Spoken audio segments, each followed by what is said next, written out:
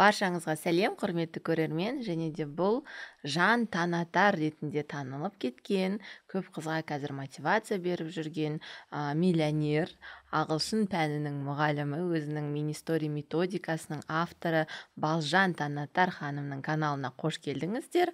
Ал мен Айым Жекенова, жеке бренд ханшайым, бүгін бұрынғы өзімнің тележурналистикадағы бір жұмысымды еске алып, қызметімді еске алып, Балжан ханымнан оның YouTube каналына арнайы интервью алғалы жатырмын. Балжан ханым, енді ниет сізден болды. Өте қуаныштымын, рахмет мені таңдағаныңызға, өйткені бұл үлкен сіздің сенімділігіңіз деп білемін.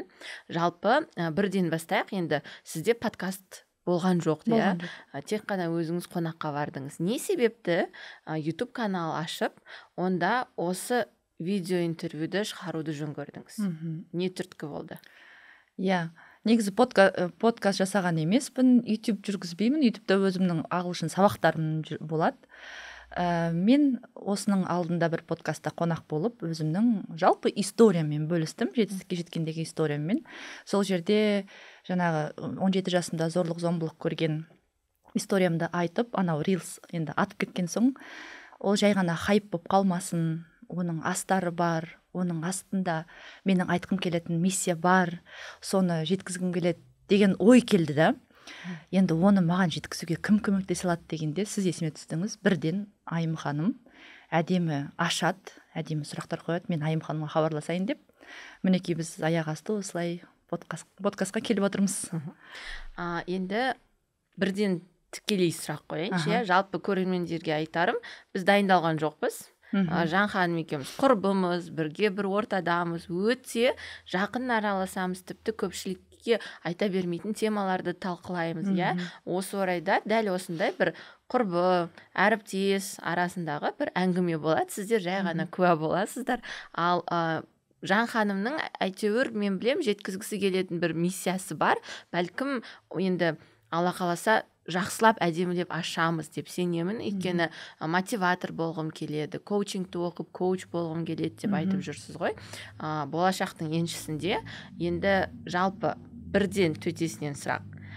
Балжан Танатар сол кезде подкастта хайп іздеді ме? Хайп үшін айтты ма ол нәрсені? Негізі ол подкастқа баратын кезде переговор жасаймыз ғой. Сол кезде мақсатыңыз не деп сұрады бұл подкаст алудағы? Маған популярность керек дедім. Себебі өзім ағылшын тілі экспертінен бөлек блог жүргізіп жүрген блогермін. Өзімнің халыққа айтар тақырыптарым бар, насихаттайтын тақырыптарым бар. Соны көбірек қыз-келіншектер естісе екен, енді мені көбірек таныса екен деген ой болды. Сол кезде мен бірден айтқан, маған популярность керек, танымалдылық керек. Жақсы деді, сондай оймен кетті да, бірақ тоже жаңағы айтпақшы, мен енді осы тақырыпта айтам, мен танымал болам деген цель болған жоқ, шыны керек. Ол как-то болады ғой, сұрақ қойып отырып, жауап беру барысында ол менің историям болғандықтан айтылды. Рилсқа ол жаңағындай сұқ етіп, әдемі кесілген ғой, әдемі. Ең қызық жері салынған ғой. Мен мысалы қалай түсіндім, енді әртүрлі комментариялар бар, біреу жақтап жатыр, біреу даттап жатыр. Хайп қуатын адам, меніңше, Балжан ханым хайп қуғысы келсе, ол жерде историяны тәтті қылып айтып, жылап жіберіп, ондай рилстар одан да қатты өтеді ғой, жылап жіберіп, анаяқта трагедия болып, білмеймін, бір рилсті 4-5 рилсқа жалғап, подписчик жинап, одан да үлкен танымалдыққа ие бола алатын еді. Сұрақ, неге сіз оны бағана сториста айтып жатсыз ғой, Айым ханым айтып жатыр, нанға барып келгендей деп. Мен айтам да, Жан ханыммен сөйлесіп жатқанда телефонмен, неге сіз ана историяны мен бардым да нан сатып алдым да қайтып келдім үйге деген сияқты 2-3 сөйлеммен ғана айтып жатырсыз деп. Это ваша проработанность, не болмаса бәлкім миыңыз ол ақпарат жаңағы ол ситуацияны ұмытты ма, не ол, әлде расында да сіздің қазіргі көзқарасыңыз сол ситуацияға сондай бір жеңіл болып кетті ме? Күшті қойдыңыз Айым ханым сұрақты. Егер хайп болса, цель, ана жерде трагедия жасайтын бедім, десе де мүмкін ол менен шықпайтын себебі мен историямды айтқан кезде эмоция көрсете алмайды екенмін. Мүмкін ол уже проработанный, әбден психологтармен жұмыс жасадым. Осы 4 жылдық блог жүргізіп жүргендегі жолымда мен көп өзіммен жұмыс жасадым ғой. Кітаптар оқыдым, психологтарға бардым, түрлі коучтармен, түрлі мастермайндтарда разборлар өтілді. И бұл жағдай менің бір историям болып қалды, жай ғана айтылатын факт ретінде. И сондықтан да мен ана жерде жаңағы подкастта оны мен бір факт ретінде айтып өттім. Мені қазіргі балжан еткен бір осындай историям бар еді. Сол үшін де мен 17 жасымда зорландым деген сөзбен басталып кетті да, еще комментарийда бүйтіп жазады ғой. Мақтанып айтып жатыр депші. Себебі подача солай болған секілді көрінді да. Ал не сізге, енді психологпен жұмыс істедік, тағы ол түсінікті, иә. Бірақ десе де осыны бір жай ғана биографиядағы бір факт, біз өтеміз ғой. Абай Құнанбаев осы жылы туылған, осы жылы қара сөздерді жаза бастады, осы жылы үйленді деген секілді. Вот сондай бір факт болды да, 2010 жылы 17 жасында Балжан ханым басынан осындайды өткерді. Иә, ең бір қабылдауға сізге көмектескен, немесе өзіңізде бір қалыптасқан көзқарас па, өйткені қазір бізді қарап отырған басынан өткен қаншама қыз келіншектер бар, иә. Қыз келіншектер ғана емес, ер азаматтар да қазір бұның басынан өткеріп жатыр, иә. Өкініштісі. Оларға бір инсайт па, мотивация ма болып қалсыншы естерінде? Вот. Әлде тағдырға иман келтірдіңіз бе? Тағдырға иман келтірдім, әрине. Жалпы мен айтып жатырмын ғой. Бұл әңгімемен бұндай жағдайды тоқтатып қоя салмаймыз. Ол біздің қолымызда емес, біз әшейін пендеміз ғой. Бәрі Құдайдың қолында. Мен айтып жатырмын ғой. Бұл бұрын болған бұндай ситуациялар. Болып жатыр да, и болады да. И біздің қолымыздан ештеңе келмейді. И менің айтқым келгені астарында қыздар, егер сіздің жағдайыңызда, немесе ер азаматтар, кішкентай балаларға да осындай неше түрлі жағдайлар болған кезде басыңды салбыратып, өмір бұнымен аяқталды деп, өзіңді екінші сорттағы адам санап кетпе дегім келген ғой. Жалпы астар осы, басыңды көтер, сен ең жақсыға лайықтысың. Ол жай ғана тағдыр демек, солай болу керек болған. Сол жолдан сен өту керек болғансың. Деп анау, егер біз оны жыламсырап айта берсек, мысалы мен жерде жыламсырап айтсам, әр жерде жыламсырап жүрсем, немесе іштей өзімді жей берсем, ол дегеніміз уже претензия ғой. Жаратушыға деген, сен неге маған былай жасадың, сен мені жек көресің, сен мені дұрыс жасамадың деген секілді анау қарсыласу. Біз қарсыласқан сайын өзіміздің жолымызды байлай береміз. Бірақ осы жерде айтайық, иә, қазір бізді қарап отырған қыздар мысалы ойламасын, ой, қалай сен оны қабылдайсың? Я, Жан ханым бұны қабылдау үшін қаншама жұмыс жасады. Бірден болған жоқ. Бірақ сол моментте қарсыласу болды ма? Не болды сол кезде? 17 жасар Жан ханым не сезді? Мен бұндай дүниені білмеймін. Психология деген нәрсені білмеймін. 17 жас кішкентай қыз ғой. Ол қыз жігітпен жүру деген қызық. Енді үйреніп жатырсың, енді жаңағы ер азаматпен, ер жігітпен қыз баланың арасындағы қарым қатынас деген дүниені түсінетін жас қой ол. И мен ол кезде ештеңкені білмеймін, өзім қыз болдым. И болғаннан кейін мен температурам көтерілгенін білем, температура кетіп ауырып, сол күні үйге сүретіліп келіп жатқанымды білем. Бірақ келесі күні сіз жаңағы айтпақшы ұмыттырып жібердім да өзіме. Кәдімгідей түк болмағандай сабағыма барып, колледжде оқитын, сабағыма барып, сонымен күндер өтті кете берді. Оны мен өзіме просто ұмыттырдым. Бірақ кейін менің экс жолдасым айтады да, сен екеуміз жүріп жүрген кезде мен ер азаматтардың барлығына атамщу деп көп айтатынсың дейді. Ал мен оны не үшін үйтіп айтатынымды ондай білмеймін.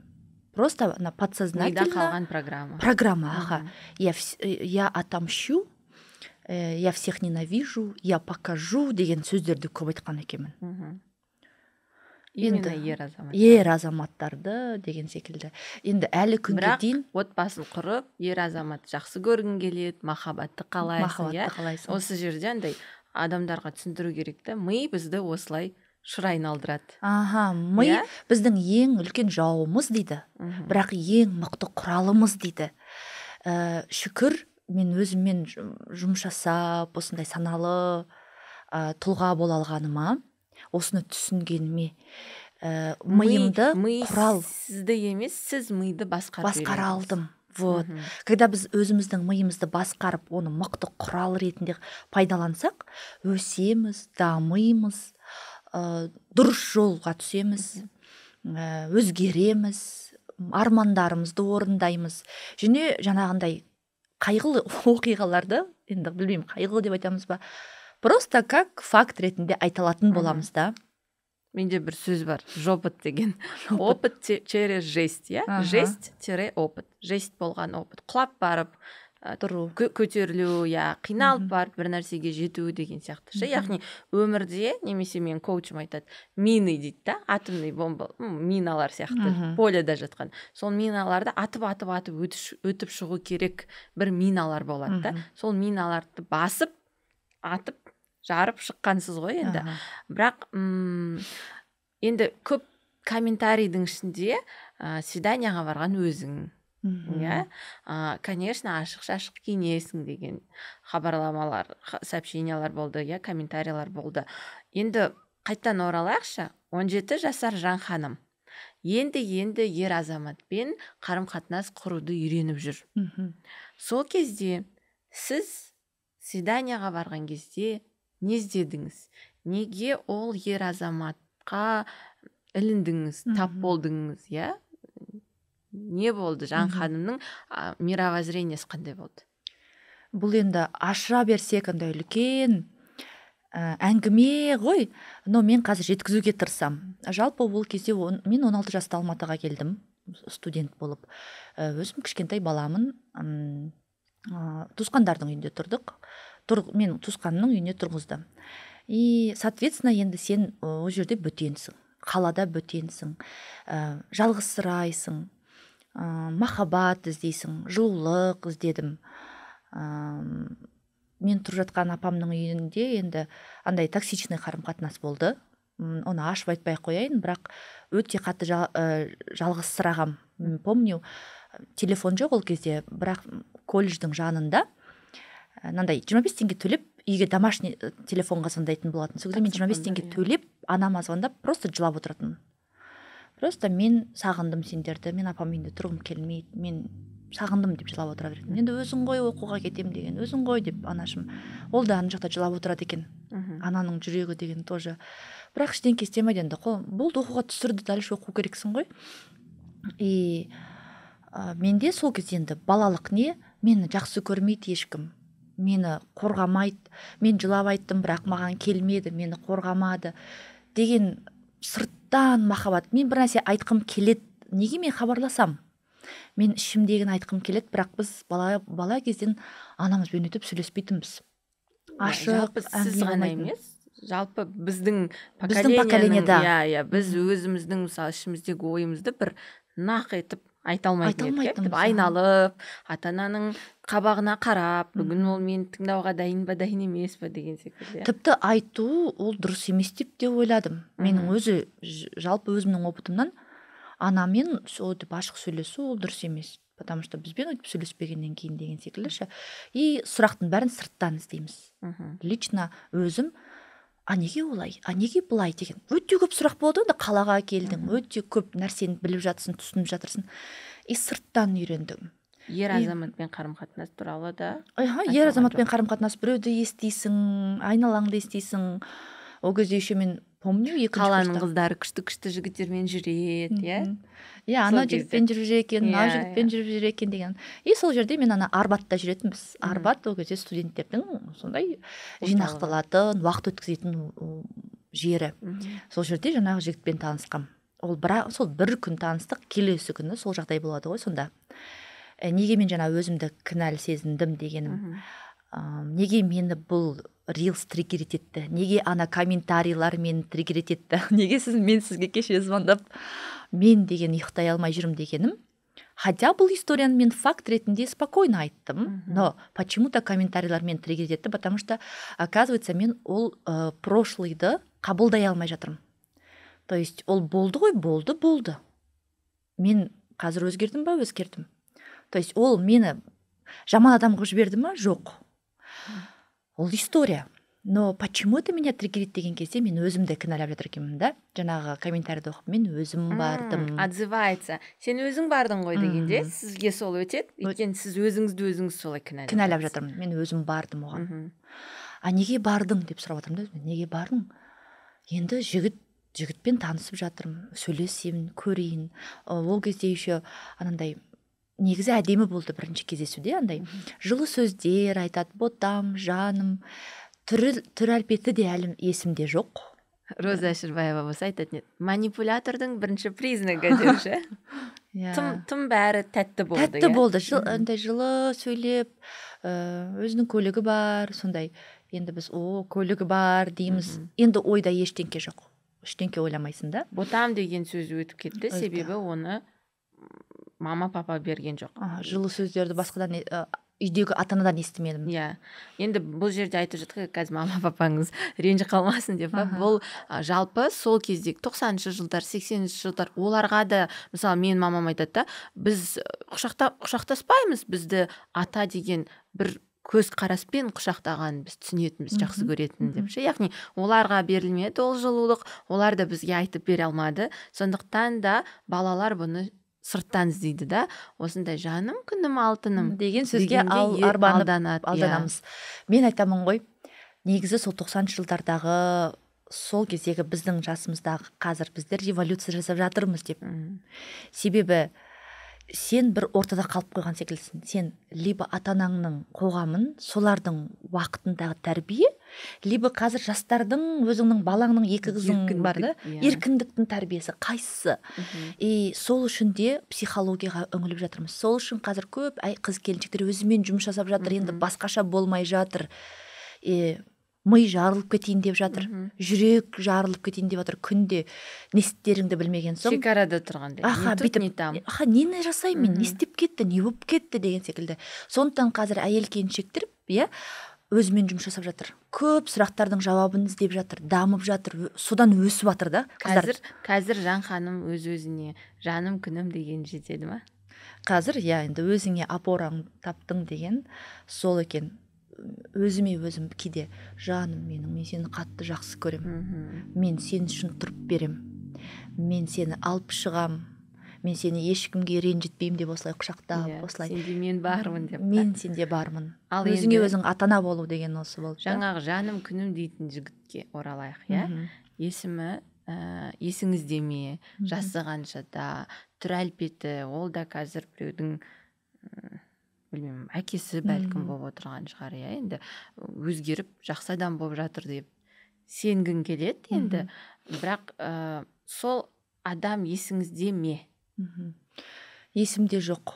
Түрі енді кәдімгі қазақ әдемі жігітке ғана қарайтынмын ғой енді. Әдемі жігіт болатын. Қазақ жігіт менен точно бір 5-6 жас үлкен. Мен студентпін, ол жұмыс жасайтын болған. Нақты жасын білмеймін, қаяқта тұратынын да білмеймін, атын да білмеймін. Білмеймін. Не помню. Білдіңіз ол күн. Енді ол кезде білдім ғой, таныстық қой. Есімде жоқ, до такой степени. Вот сене алмайсың, иә, бірақ ми солай ұмыттырып жіберген.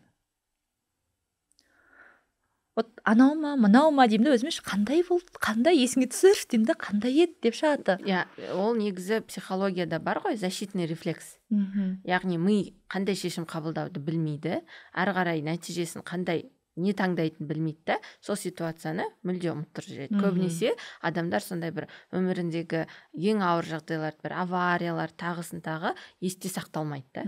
Өйткені бұл, значит, демек өте ауыр болған, было слишком больно деп айтады да. Сондықтан мы оны естен шығарып кеттіп, сол арқылы Жан ханымды тірі қалдырам деп ойлайды. Вот, тірі қалдыру үшін, сақтап қалу үшін дейді екен, иә. Болған. Жақсы. Жаным күнім деді.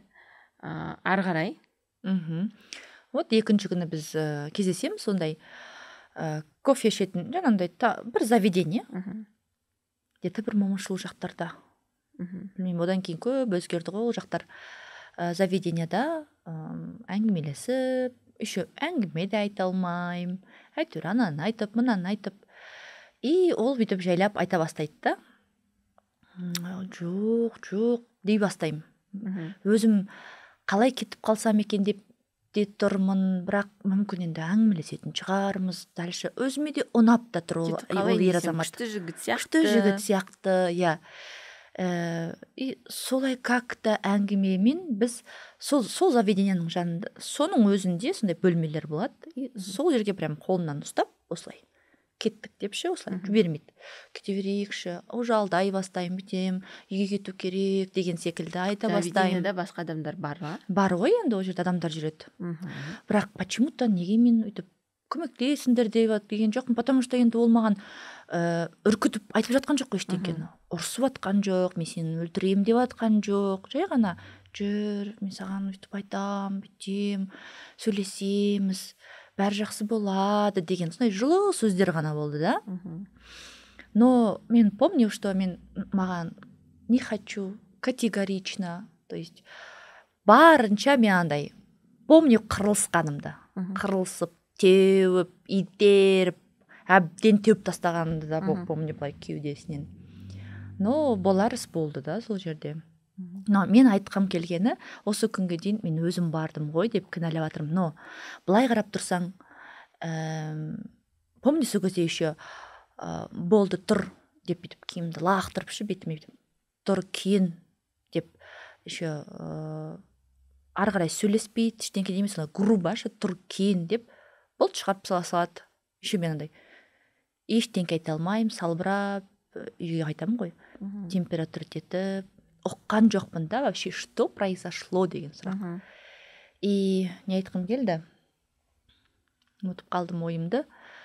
То есть, сол жерде мысалы мен жаңағы тепкілеп жатырмын, шыңғырып жатырмын, айтып жатырмын, керек емес деп. Сол кезде егер ол ер азамат жаңа жылы сөздермен алып келді, сол жерде жарайды, сен дайын емессің, сөйлесейік дальше, көрейік деп басқаша мүмкін тоқтаса болатын бет деймін да.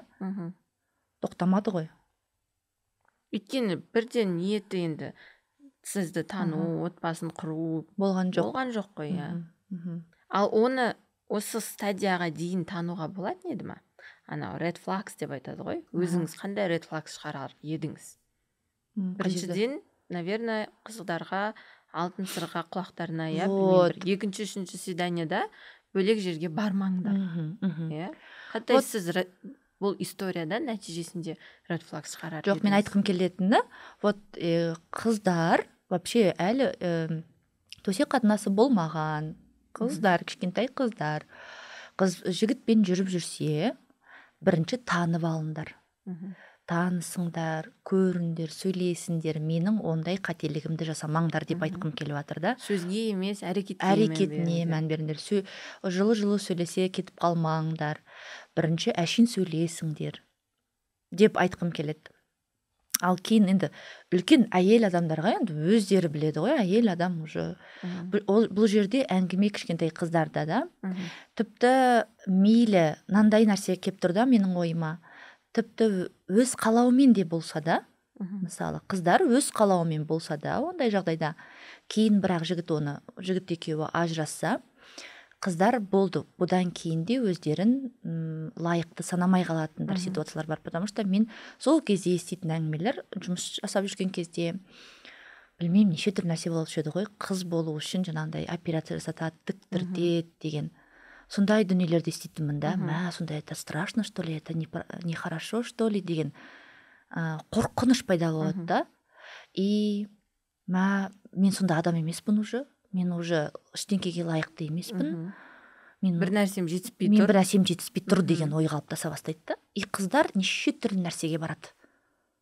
Соны қалыпқа келтіру үшін, пәк болып үйлену үшін басқа бір ер азаматқа неше түрлі нәрсеге барады да, өздерін құрбан етіп ше.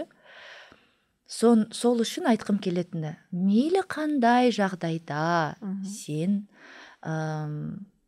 болып қойдың ба, болды, енді окей, қабылда и дальше живи. Өзің басыңды көтер да, ну, так произошло. Но мен мықтымын, мен әлі де бәріне лайықтымын деп әрі қарай өз өміріңе жауапкершілік алу. Иә, жауапкершілік алу. То есть ол өзін төмендету емес, наоборот, жоғарылатуға әрекет жасау, оқу, даму, өсу, білмеймін. И вообще миында өзін второсортный деп қабылдамау, ойламау. Енді бізде тәлім тәрбие бергенде ұят болады, тағысындағы жақсы, оның барлығы дұрыс, иә, енді әйел адамның күйеуге шығып, әрине өзінің бірінші ер азаматымен бірге болған дұрыс. Бірақ жаңағы Жан ханым, сіз айтқан ситуациялар болып қойған жағдайда, қыздардың, Жан ханымның посылы, иә, қыздардың с тобой все окей дегенді жеткізгісі келетіні, иә. Сен тек қана қыздығыңмен, пәктігіңмен ғана құнды емессің. Я, ол құнды, ол керек, ол керемет. Бірақ қандай да бір басыңда жағдай өтсе, және ондай жағдай болып қойса, я, Жан ханымның жеткізгісі келгені, ты классная, сен бұл өмірдегі бар жақсыға лайықтысың, ешкімге тәуелді болмай ақ, қыздығыңа да тәуелді болмай ақ, құндысың, қалағаныңды өзіңе өзің жасап бере аласың, дамы, оқы, проявляйсың. Неге мен бұлай айтып отырмын, себебі өз қателігімнен, және де маған осы күнге дейін қаншама қыз келіншектер хат келеді ғой маған дайректте, өте көп хаттар бар, 30-40 жасқа келген қыз келіншектер көп нәрсеге көндік етіп жүр. Сондай оймен, өзінің шектеуімен, бұл шектеу ғой. Получается, мен сол ситуациядан кейін өзімді екінші сорттағы қыз бала, маған бір нәрсе жетіспейді, яғни окей деген нәрсе болды да. И мені кім қабылдайды? Бракованный, иә. Әйтеуір мені кім қабылдайды? Сондай бір не в тему сөз да, кім қабылдайды? Бұл сөзді де қаяқтан үйреніп алдым, білмеймін, кім айтты, қоғамның айтып жатқан сөзі, иә.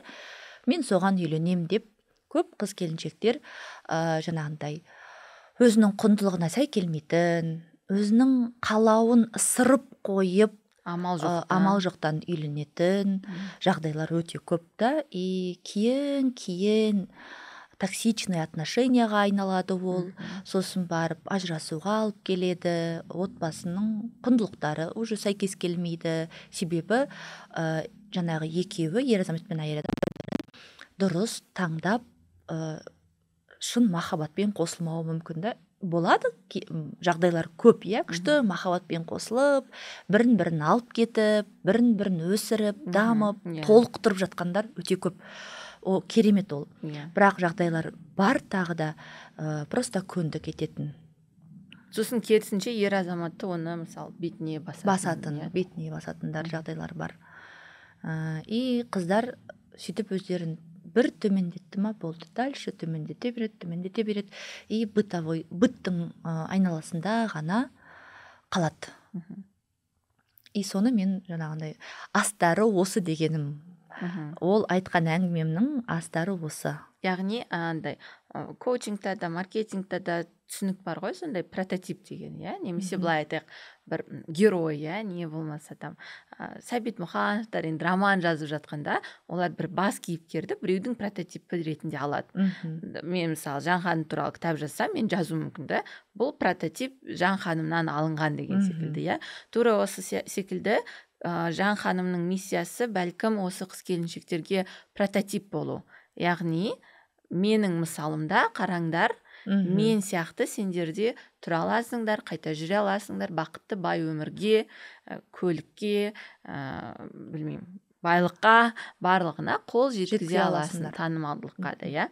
Енді осы жерде Жан ханым, десе де сізді жаңағы комментариялар триггерить етті дедіңіз ғой.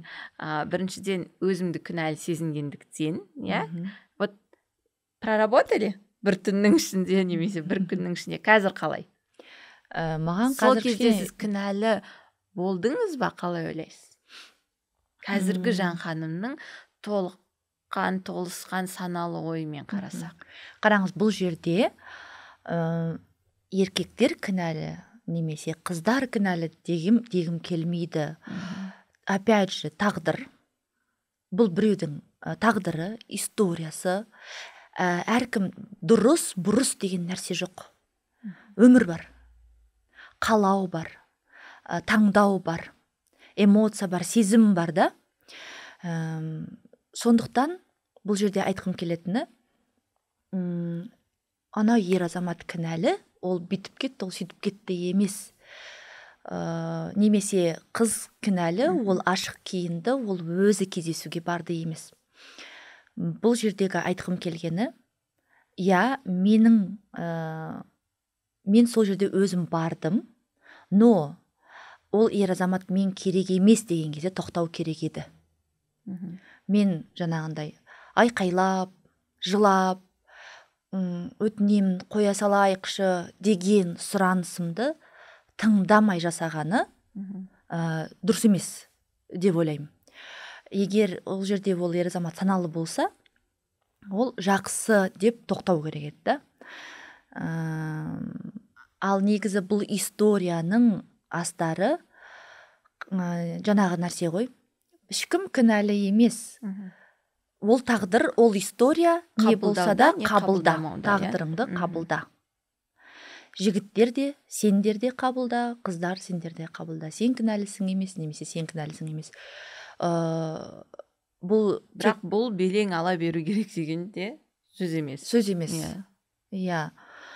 Тіпті нандай хаттар келіп атты ғой, 12 жаста, 7 жаста деген осындай болды, домогательство болды, осылай неше түрлі история жазады маған. Көршім, дядям, ағам, көкем деген секілді, өзімнің әкем деген секілді. Әдетте басым проценті бұл неге, яғни незащищенный бала белгілі бір отбасыда баланы құтқаратын, оған қамқорлық көрсететін үлкен фигураның болмағанын сезген кезде ер азаматтар, әсіресе ол жақын кругтағы адамдар болады. Отбасындағы, білмеймін, әкесінің досы, туысы, бір үйге қонаққа келген студент балалар деген секілді, ол баланың незащищенный екенін сезген кезде, ол дегеніміз бір әкесі анасы жоқ деген сөз емес, психологически, энергетически оны сезіп тұрады.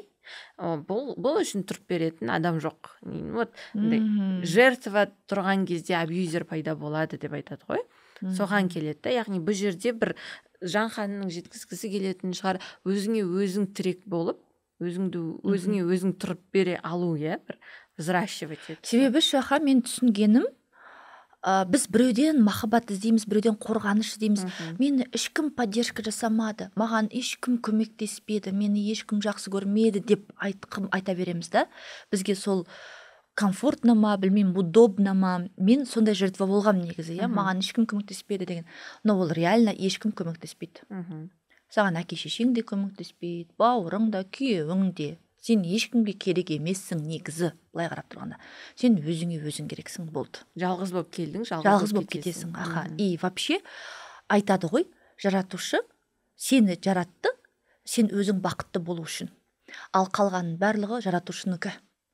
Мысалы, менің 2 қызым, ол менікі емес Құдайдікі деген кезде мен дедім да, маған уже жеңілірек болды да, оларды тәрбиелеу, қатты опекать етпеу, оларды уайымдау. Себебі ол екеуі менің жекеменшігім емес, ол екеуі Құдайдікі. Менің ата-анам да Құдайдікі, бауырларым да Құдайдікі. И Құдай мені өзімді берді да, болды. И менің миссиям өзімді алып шығу, өзімді бақытты ету, өзім қадесім болады, өзімнің предназначениемді, миссиямды атқару бұл өмірдегі. И жаңағы айтқым келгені, біреуден бір нәрсе күтіп, махаббат күтіп, оны зар болып, оны бермеген үшін ренжіп, тәуелді болып, біз өзімізді жаңағы сіз айтпақшы жопыт қалып барады екенбіз да. Страдания қалып барамыз.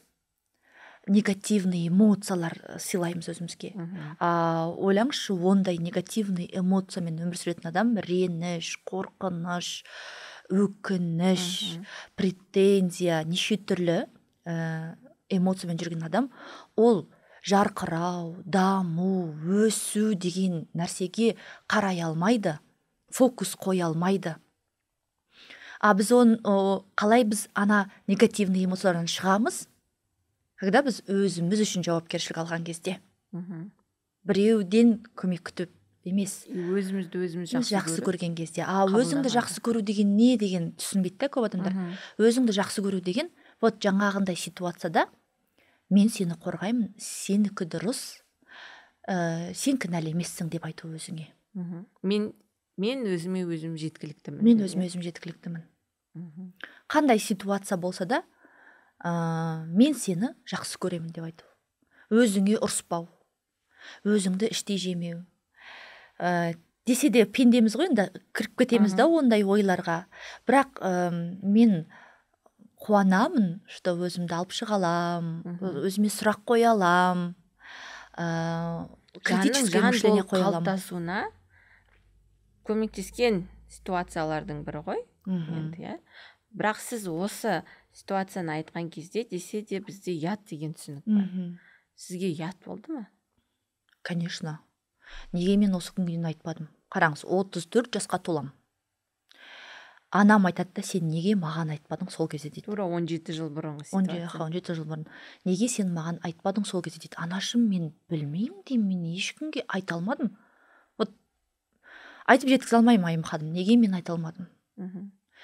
Ол опять же жаңағы өзің кінәлі деп маған ұрсады.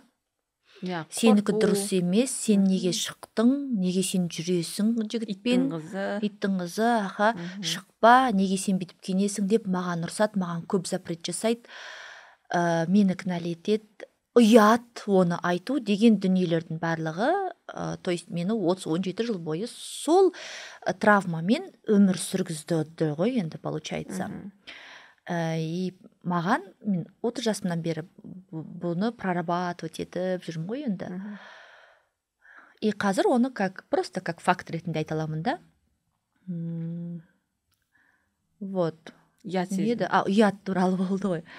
Қазір енді бұны мен не үшін айта алып жатырмын? Себебі 3 әріптен тұратын ұят деген сөзден мен қорықпаймын да уже. Себебі бұл қоғам дерті, бұл оқиға, бұл история. Бұл бәрінде болып жатыр, және бұны мен айтуым керек болған демек. Бәрі айта алмаса да.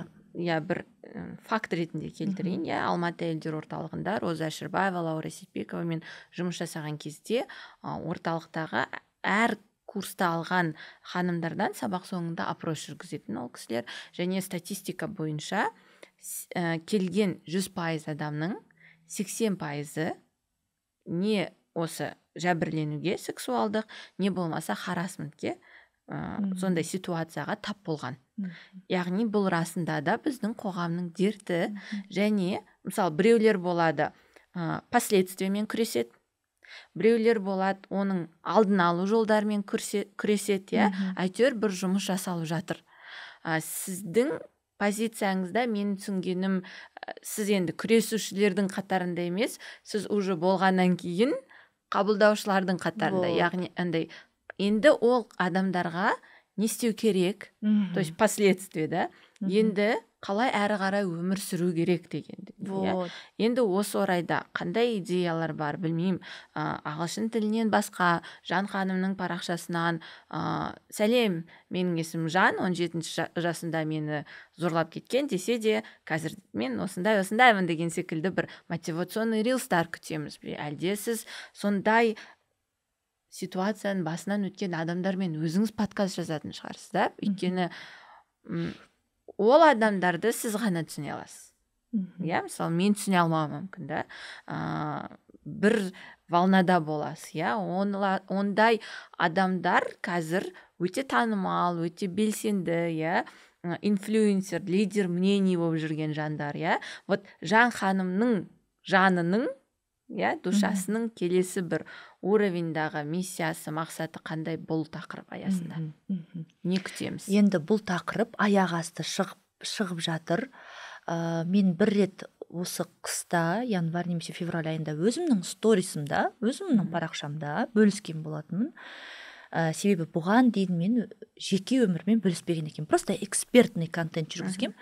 И ажырасқаннан кейін мен қандай да бір трансформациядан өттім. Себебі ажырасу, 12 жылдық тұрмыстан кейін ажырасу оңайға соққан жоқ.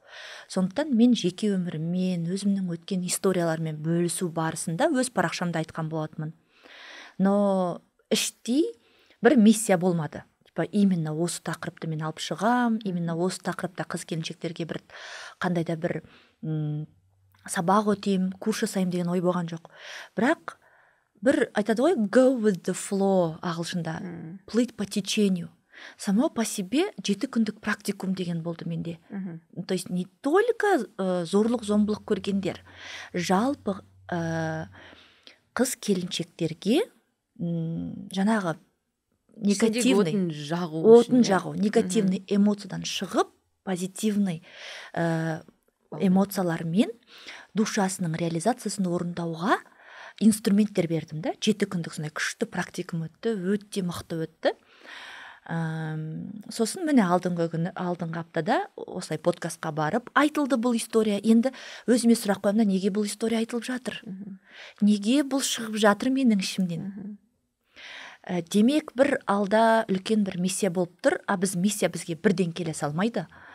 Ол үлкен талқылаудан кейін, саралаудан кейін, өзімізге көп сұрақтар қойып, бір трансформациядан кейін келеді.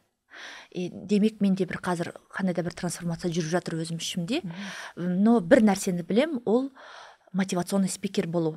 Не только зорлық-зомбылық көрген, а жалпы сондай бір страданияда жүрген, өзін таппай жүрген, жол таппай жүрген, бір жолым байланып қалды, не істеймін, өзімді таппай жүрмін деген қыз-келіншектерге өз опытыммен бөлісе отырып, мықты инструменттермен бөлісе отырып, бір білмеймін, күшті кездесулер ұйымдастырамын ба, мүмкін зал жинаймын ба, мүмкін онлайн курс жасалады ма, ол енді алда бола жатар. Опять же жаңағы по течению болады, но сондай үлкен ниетім бар.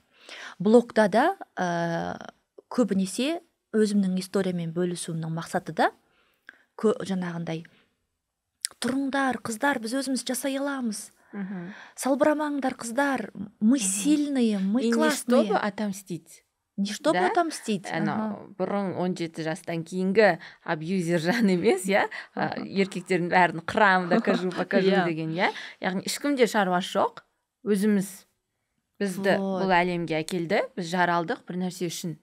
Давайте көреміз, миссиямыз табамыз, өз жолымызбен жүреміз, Сіздің бір жақсы сөзіңіз бар еді ғой, душаның реализациясы. Осы туралы айтып жүріңізші. Душаның реализациясы. Анандай карета дегенмен түсіндірейінші, сол күшті. Вот каретаны көз алдымызға елестетеміз. Ол арба сияқты. Арба ол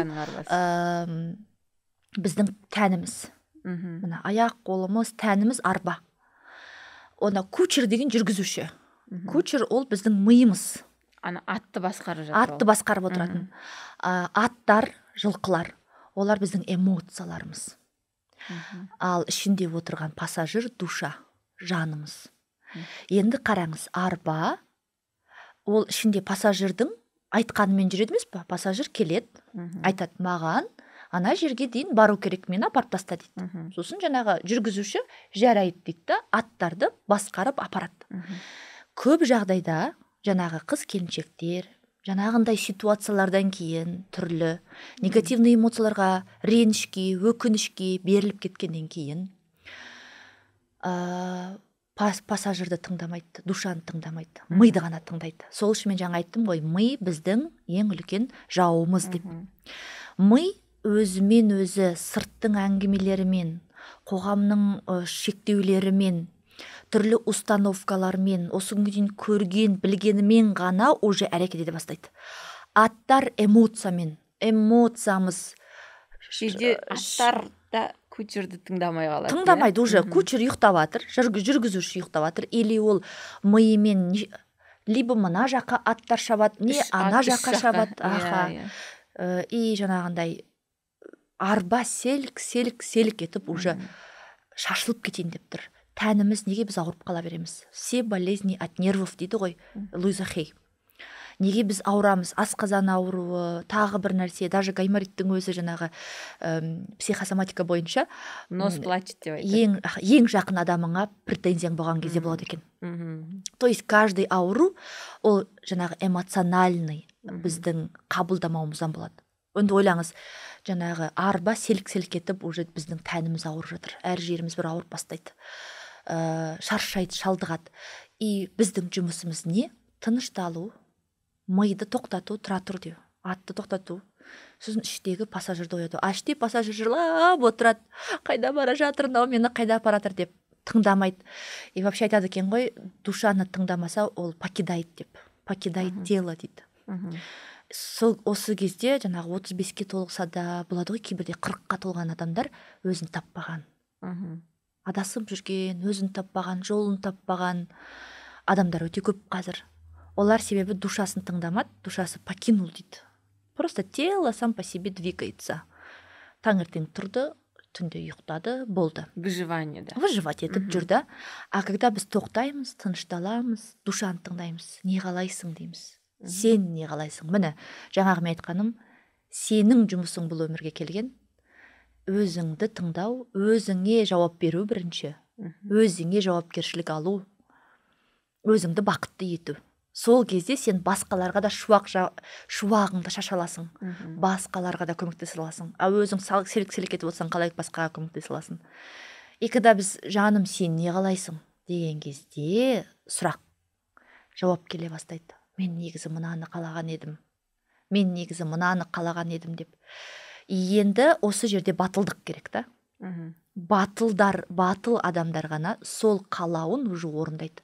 Қалаймын деңгейінен жасаймын деңгейіне өту ең қиыны. Көбісі мен қалаймын деп жүр, бірақ жасамай жатыр. Неге? Например, 20 адамның 2-і ғана жасайды. Себебі 2-і батыл болып тұр. Сол батылдық Жанханымда қаяқтан шықты?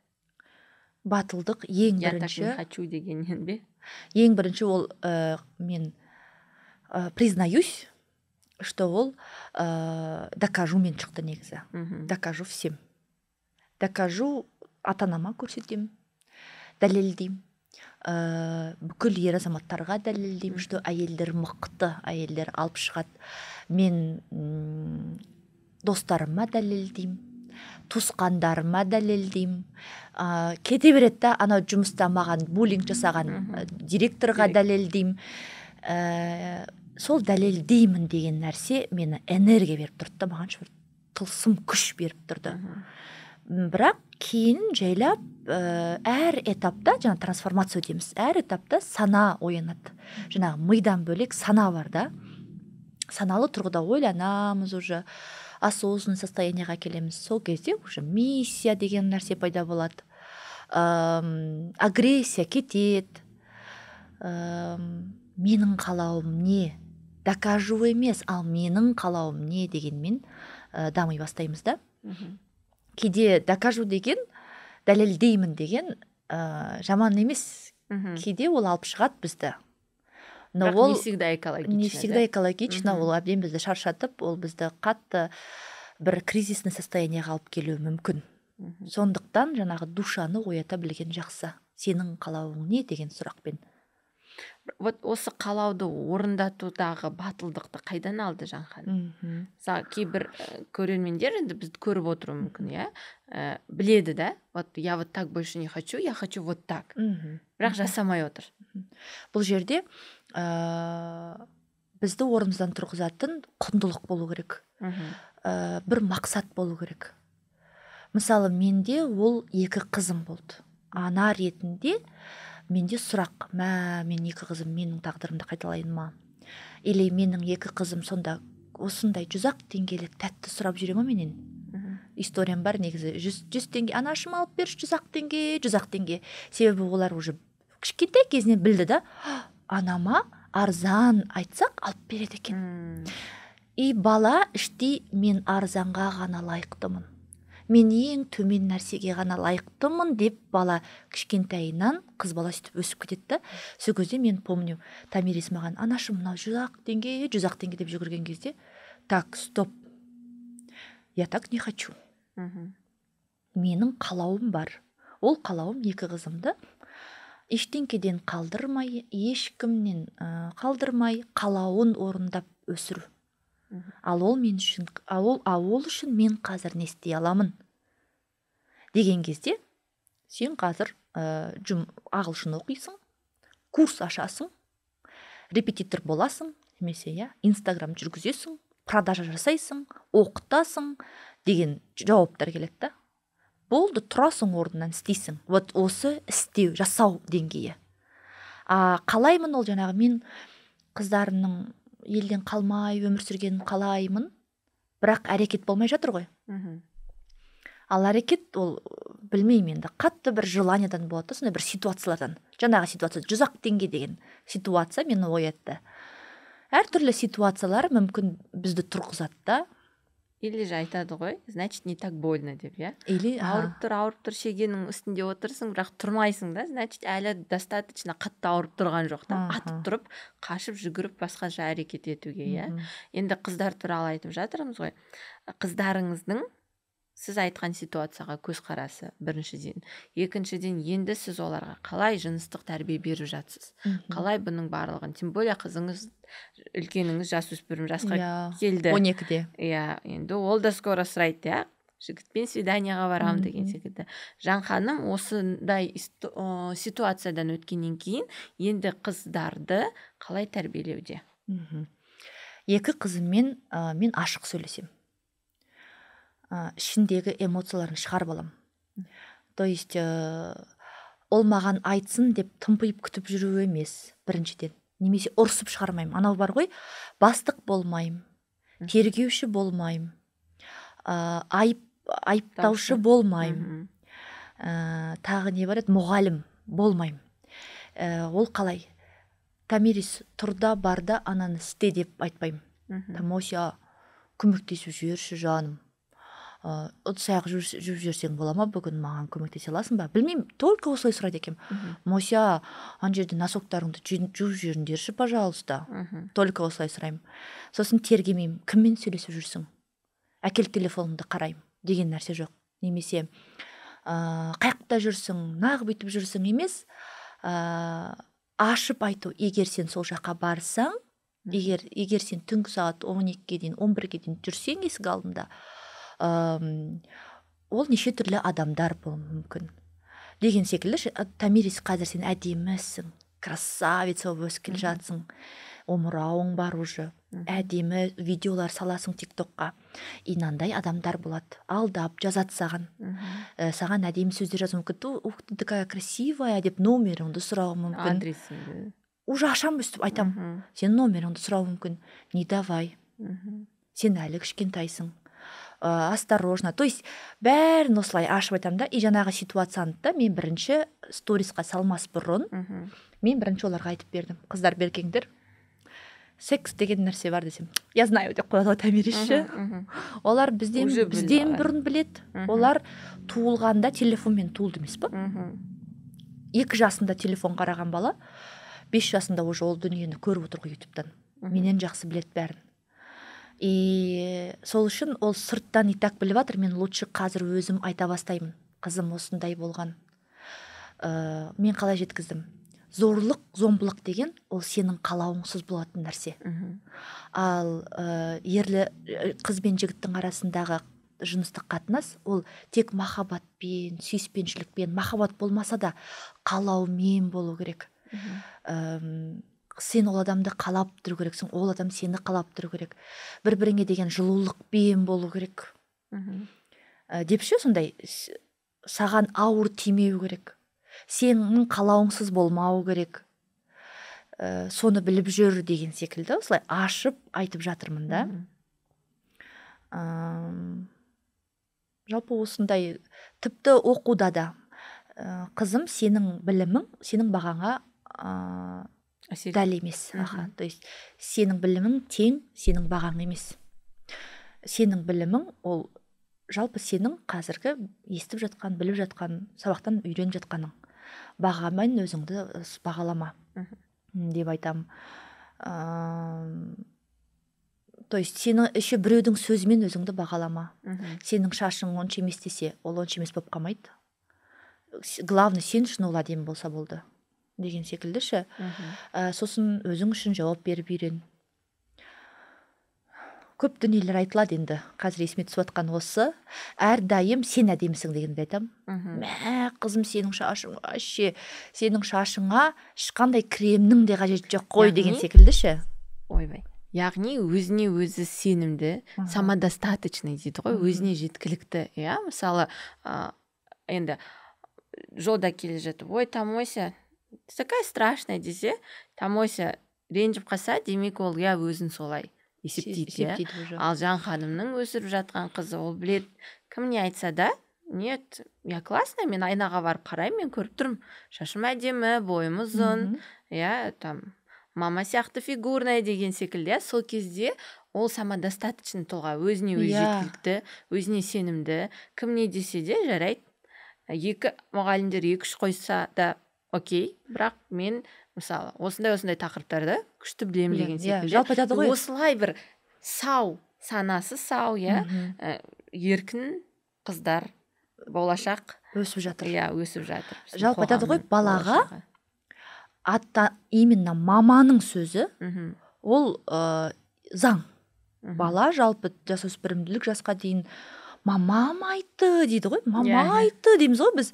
Басқа ойбай заң маған керек емес, менің мамам айтты дейміз.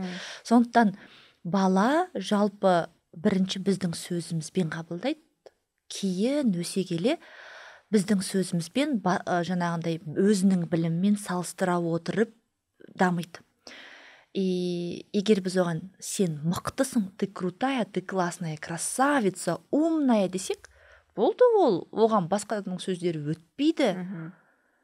Анау даже голливудский звездалардың өздерінің травмаларын айтқанда, моя мама мне говорила, ты страшная, и я это сколько лет проживала дейді. Неше түрлі историялар бар ғой. Не болмаса наоборот, жаңағы Nike Джордан мен Найкты қараған кезде, оның мамасы қалай компанияны таңдаған кезде, жоқ, менің балама тек қана ең күшті компания керек, сендер мен баламның кім екенін білесіңдер ма деп бүйтіп көтерген. Яғни ата-анаға байланысты. Енді біз ата-анамызды кінәлай алмаймыз, себебі олар сол тілмен бізге махаббат берді. Олар солай дұрыс деп ойлады, себебі солар үйретті оларға. Выживанияда жүріп, бізді ең бастысы аман сақтап қалу, 12 мүшесі түгел, оқыған, тоқыған, киімі бар, жейтін тамағы бар, әйтеуір аман сақтап қалу, өйткені ең переломный моментте өмір сүрді. Және ешкімді ата-ана болуды үйретпейді ғой. И то ол кезде мысалы менің есіме түсіп жатыр да қазір. Ни в коем случае мен қазір анамды кінәлап жатқан жоқпын.